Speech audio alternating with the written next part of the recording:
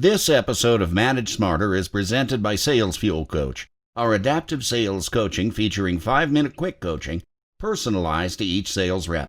Learn more about Sales Fuel Coach at salesfuel.com. Welcome to the Manage Smarter podcast with hosts C. Lee Smith and Audrey Strong.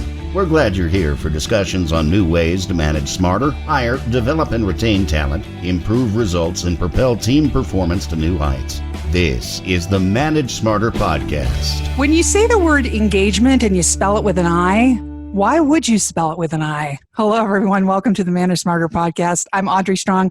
I'm Vice President of Communications at Sales Fuel. That's a very curious question, Audrey. And I'm C. Lee Smith. I'm the President and CEO of Sales Fuel. Here to answer the question. I'm not going to steal a thunder. I actually know the answer, but I'm not going to give it away. I know the answer too. So there. Hi, Evan Hackel. How are you, sir? I am fantastic and ready to answer the question if you'd like the answer now. Well, let me tell people a little bit about you before you do. Sounds good. CEO of Tortal Training and Ingage Consulting, author and speaker. Evan also has a podcast on the C-Suite Radio Network, so he's a fellow C-Suite Network person. That's how we came to know you, I believe, That's Evan. correct. Training Unleashed, the creator of Ingaged Leadership Concept and Brand. You're a thought leader in the fields of leadership and success. You also have a book called Ingaging with an I, Leadership. Okay, so what's the answer? The answer is it's a higher level of engagement. It includes involvement, so that you're involving people, not just engaging people. And involving people gets everybody moving in the same direction. Tell me a little bit about the umbrella philosophy that you teach people. So simple engagement is you say, okay, guys, here's our vision. Here's where we're going. Here's what we're doing. And Audrey, here's your part. Okay. Involvement goes, hey, we'd like to know what you think. How can we better do what we do? What are your thoughts? And incorporating everyone's thoughts into the business planning. That wouldn't necessarily mean changing the vision of the company, because that's something obviously that's well ingrained. But in terms of the strategy or the tactics of the company, so that you say, okay, guys, here's the plan for the year. Everyone, thank you for your input. That everyone was actually involved. People weren't actually just talked to. So you gain two valuable things: the insight of the people actually doing the work, which is huge, because a lot of times you ever heard the term "beware of high-level dumb."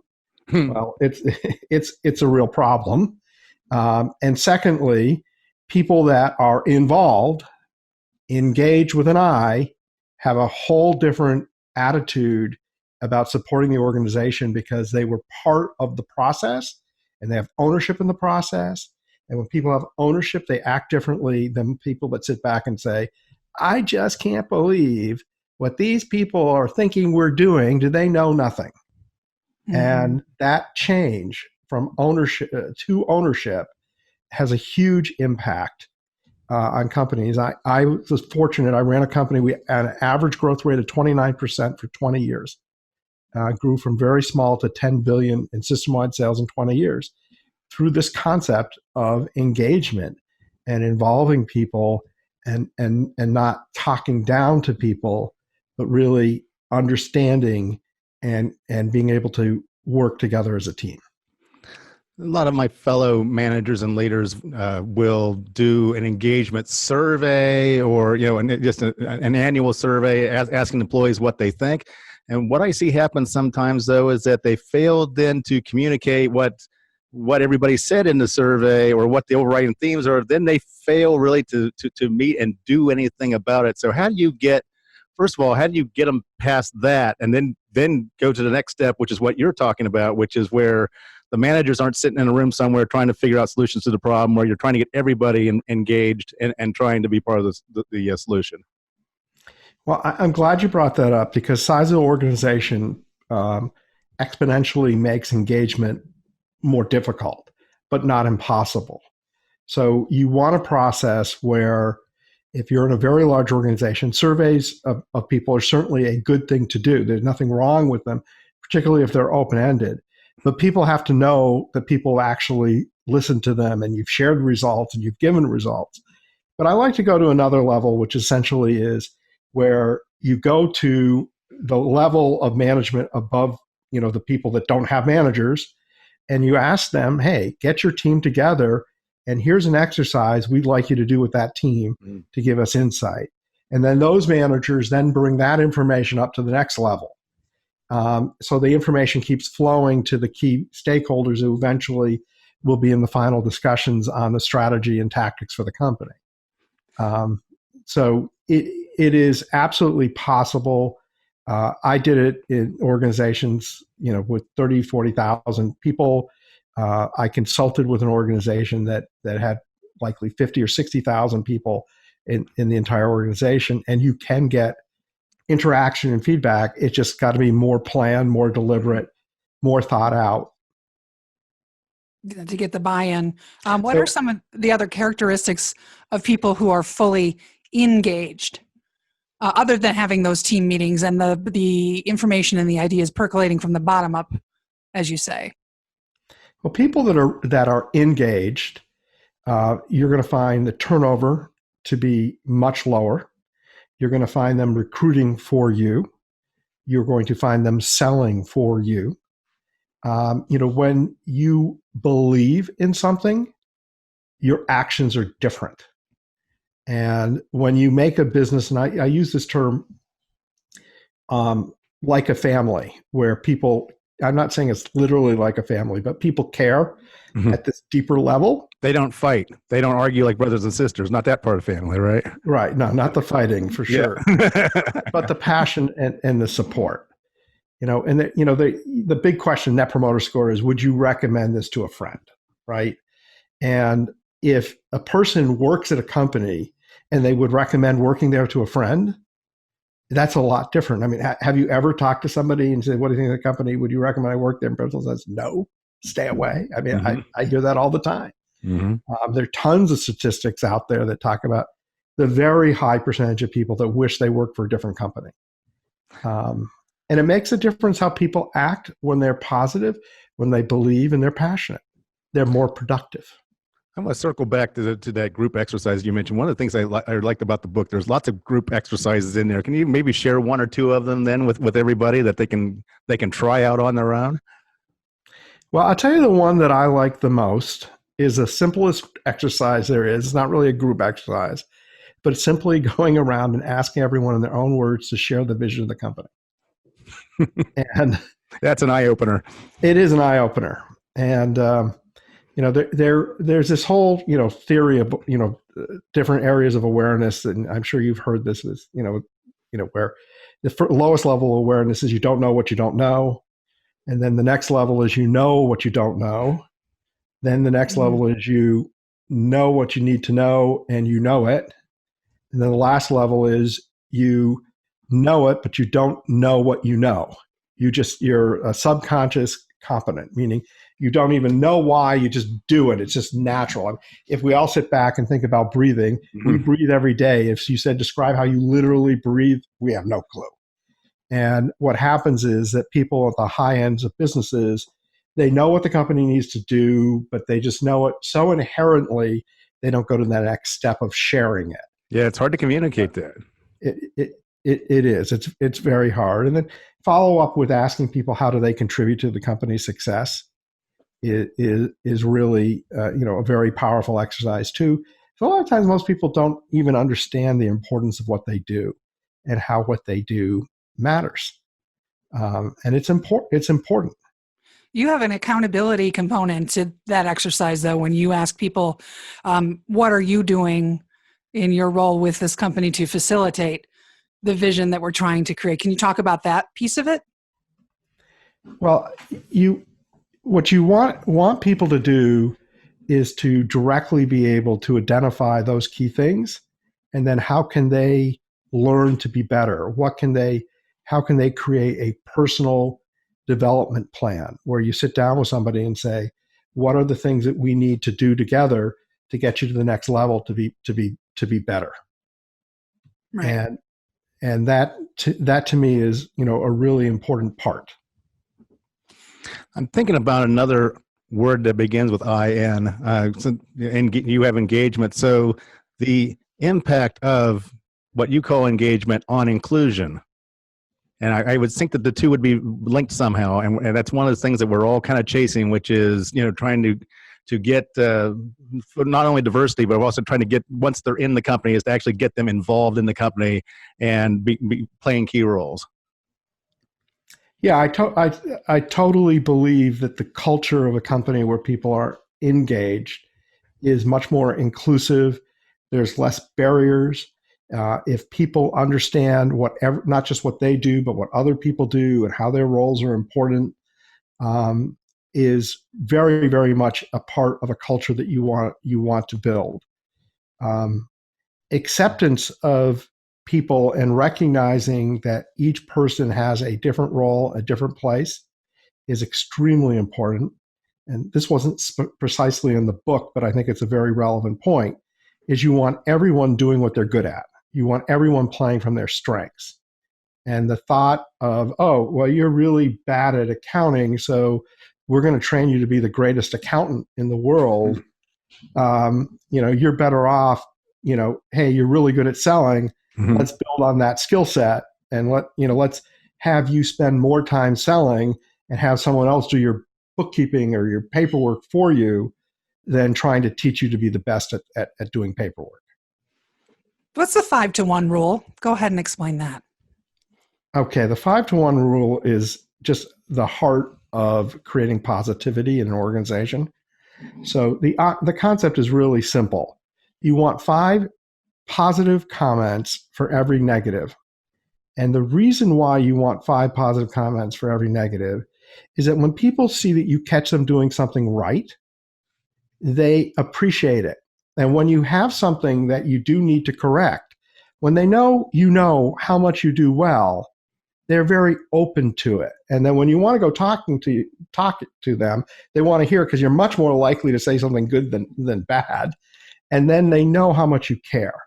And one of the big problems in business is that people communicate only when things are wrong. Mm-hmm. Oh, there's a problem. Blah blah. I'm going to pick up the phone.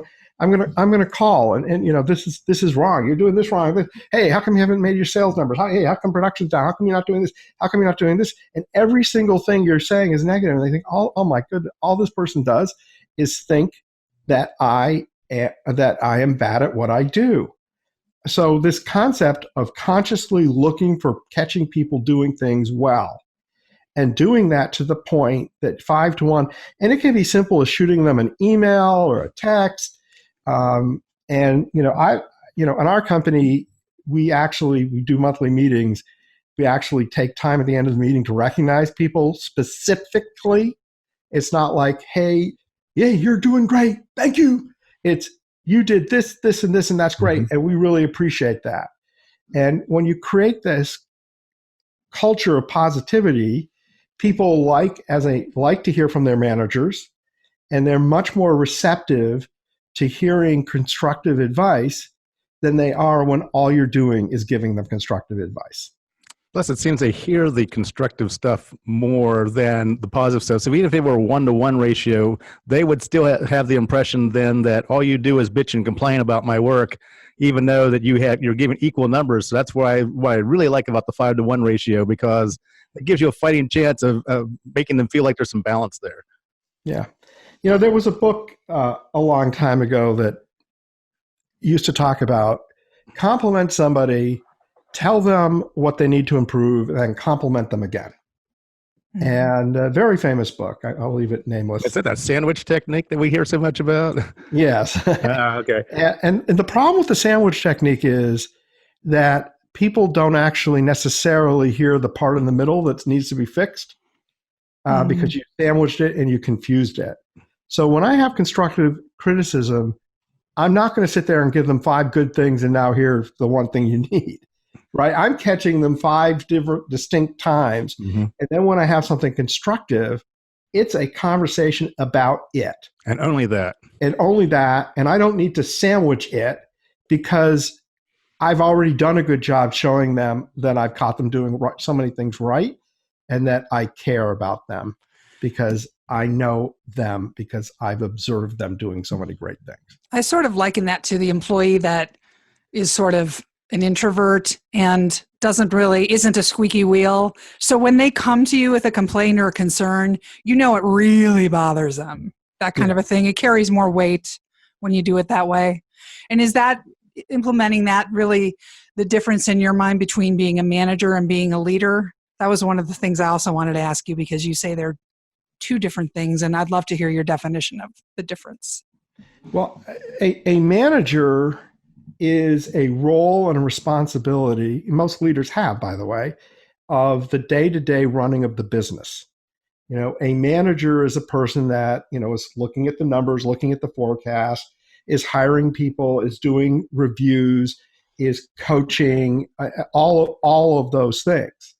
A leader is a person who is inspiring, who's energizing, and not that a manager isn't a leader and a leader isn't a manager, but they are distinct roles. And if you spend all your time as a leader in an organization and never as a manager, and if let's just say it's a small organization, then it's great. Everyone's feeling great, but no one's paying attention to the to-do list and the things and actions that have to happen. Conversely, if you're spending all your time managing but not leading, then there's no good morale. You're going to have turnover is going to be high. That's why in most bigger organizations, you have a CEO who is that leader, and you got the COO who is that doer manager who's taking their time to really make sure that everything is happening within the company. But in smaller companies, of course, the CEO's really got both roles. They're the leader and the manager. And you can't just be one. Having said that, you're not Jekyll and Hyde, right? And you still follow the 5-to-1 rule as a manager. And I don't put out an edict that you have to have the 5-to-1 rule as an employee to other employees, but I can tell you it is contagious. When leadership is constantly catching people doing things right, other people are catching other people doing things right. And you will hear people complimenting, sending out emails, and identifying other people because they're following the lead of the leader. So I'm sure we have some managers listening right now that says, Evan, I'm really picking up what you're putting down there, and I want my company to be, to have a higher level of engagement. What's the biggest obstacle that most managers face in trying to improve the level of engagement with their teams? What most managers will tell you is that there isn't buy-in at senior level, and that they can want this, but that's not happening.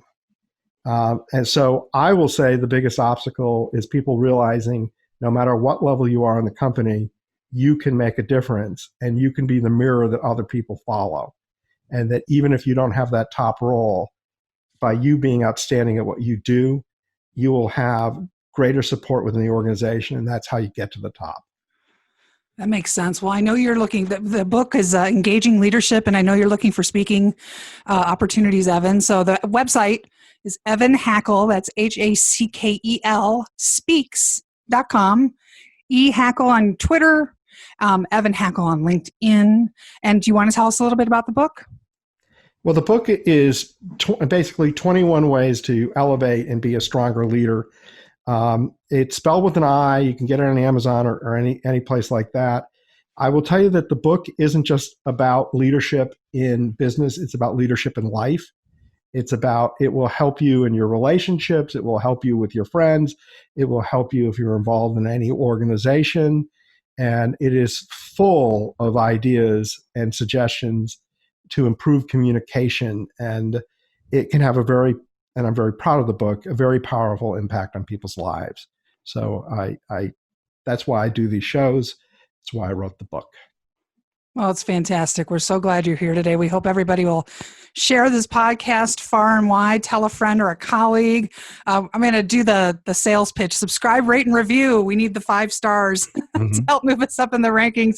Or you can look at us at the C-Suite Network. ManageSmarter.com is where our show lives and breathes. And Evan, this episode and all the other past episodes will be on there. And if you have a guest inquiry, there's a form at the very bottom of the page. You go ahead and shoot us a guest suggestion. We're open to topics and people and everything. So, Evan, it's such a privilege having you be part of our list of guests over the years. So, thank you. Love being here. Thank you. Great question. And also then for our listeners, then if you are in training or work with trainers, something like that, Evan's podcast is definitely worth a listen. Training Unleashed, I believe is the name of it. Is that right? That's correct. TrainingUnleashed.net is our website. We're also on C-Suite Radio. And by the way, my guess is that you will find this amazing interview of C. Lee Smith on there. Actually, it was really insightful, so I highly recommend it. And it was Evan, and you were an outstanding guest today too, Evan, and we really appreciate it. My pleasure. Thanks for listening. If you enjoyed the show, please rate and recommend on iTunes, Overcast, or wherever you get your podcasts. You can also get more great information at salesfuel.com.